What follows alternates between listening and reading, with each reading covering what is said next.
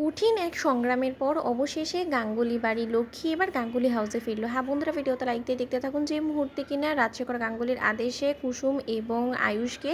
বাড়ি থেকে নিয়ে আসার জন্য যখন কিনা অনুশ্রী এবং ঈশান তাদের গ্রামে গিয়ে পৌঁছয় এবং সেখানেই যখন কিনা বড় বউ এবং বড় ছেলে হিসেবে তাদেরকে তৈরি করে অবশেষে গাঙ্গুলি বাড়ির চৌকো টেনে দাঁড় করে, ঠিক সেই মুহূর্তে এক পর্যায়ে ইন্দ্রাণী গাঙ্গুলি যখন কিনা রাজশেখর গাঙ্গুলিকে বলতে থাকে যে দেখো রাজ, তো ওদেরকে এখানে আনার সম্পূর্ণ সিদ্ধান্তটা কিন্তু তোমার ছিল এবং ইচ্ছেটাও তোমার ছিল, তাই তোমার ইচ্ছের সম্মান রাখতে আমি রীতিমতো অনুমতি দিয়েছি যে ওরা চাইলে এ বাড়িতে থাকতে পারে, কিন্তু তাই বলে তুমি যদি এটা আশা করে থাকো আমার কাছ থেকে যে না আমি ওদেরকে বরণ করে ঘরে তুলবো, তাহলে সেটা কোনো মতে আমার ধারা অন্তত সম্ভব না। এবং তুমি একটা জিনিস নিশ্চয়ই বিশ্বাস করো যে জোর করে একটা মানুষকে দিয়ে আর যাই হোক না কেন সমস্ত কিছু করানো যায় না, তাই আমি আমার মনের বিরুদ্ধে গিয়ে অন্তত এটা করতে পারবো না। আমি তোমার কাছে হাত জোর করে অনুরোধ করছি রাজ, এটা আমাকে করতে বলো না। ঠিক সেই সময় রাজশেখর গাঙ্গুলি যখন বলতে থাকে যে ঠিক আছে, তোমার মনের বিরুদ্ধে গিয়ে আমি এমন কিছু তোমাকে দিয়ে করাবো না যেটা কিনা তুমি তোমার মন তোমাকে সায় দেয় না। আমি বরঞ্চ গাঙ্গুলি বাড়ির লক্ষ্মীকে বরণ করে ঘরে তুলবো। ঠিক সেই সময় কুসুম এবং আয়ুষকে যখন কিনা রাজশেখর গাঙ্গুলি ও ঢাক ঢোল পিটিয়ে বরণ করে ঘরে তোলে এবং তার পর মুহূর্তে কুসুম বাড়িতে ঢোকা মাত্রই যখন কিনা ইন্দ্রাণী গাঙ্গুলিকে বলতে থাকে যে দেবীমা আপনি আমাকে আশীর্বাদ করবেন না, ঠিক সেই সময় ইন্দ্রাণী গাঙ্গুলি যখন বলতে থাকে যে খবরদার তোমার এই নোংরা মুখ থেকে কোনো মতেই তুমি আমাকে দেবীমা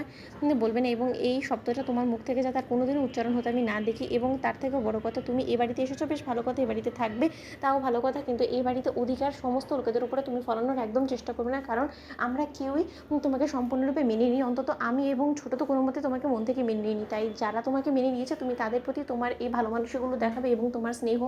তোমার ভালোবাসা সমস্ত কিছু তুমি তাদের উপরে ভরসাও কোনো মতে আমার দিকে এগিয়ে আসার চেষ্টা করবে না। ঠিক সেই সময় এক পর্যায়ে আয়ুষ যখন কিনা বলতে থাকে যে মা তুমি এরকমভাবে আমাদের সঙ্গে কথা বলছো কেন বলো তো, আর তোমার যদি সত্যি আমাদের উপরে এতটাই ক্ষোভ থেকে থাকে তাহলে তো তুমি আমাদেরকে এখানে না ডাকলেও পারতো। অন্যদিকে ইন্দ্রাণী গাঙ্গুলি যখন বলতে থাকে যে তোমাদেরকে তো আমি কোনো মতে এখানে ডাকিনি, তোমাদের বাবার ইচ্ছে হয়েছে এবং তোমাদের বাবা মনে করে যে না তোমরা এখানে থাকলে তোমার বাবা খুব তাড়াতাড়ি সুস্থ হয়ে উঠবে, তার জন্যই তোমরা এখানে রয়েছো এবং তোমার বাবার দয়াতেই তোমরা এখানে ফিরেছো। নয়তোবা যদি আমার কথা জিজ্ঞেস করো তাহলে আমি কোনোদিনও হয়তোবা তোমাদেরকে এখানে থাকার পারমিশন দিতাম না, কারণ তোমরা যা কিছু করেছো সেটা চিরকাল আমার চোখে ক্ষমার অযোগ্য থাকবে এবং চিরকাল তোমরা আমার ভালোবাসা এবং আশীর্বাদ থেকে বঞ্চিতই থাকবে, সেটা কোনোদিনও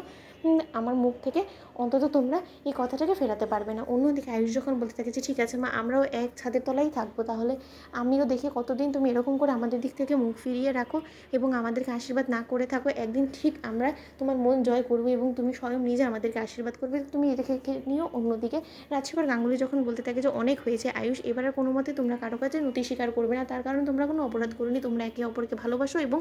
একে অপরকে ভালোবেসে নিজেদের সম্পর্কটাকে পূর্ণতা দিয়েছো। এতে করে যদি কারো অভিমান হয়ে থাকে তাহলে সেটা তার বোধ বুদ্ধিতে যা খাটবে সে সেটাই করবে, কিন্তু তোমরা আর কোনো মতে কারো কাছে নতি স্বীকার করবে না। অন্তত আমার মান রক্ষার খাতিরে হলেও তোমরা এই সমস্ত কিছু করবে না। কথা দাও তো বন্ধুরা, লাইক এবং শেয়ার করে সাবস্ক্রাইব করতে ভুলো না।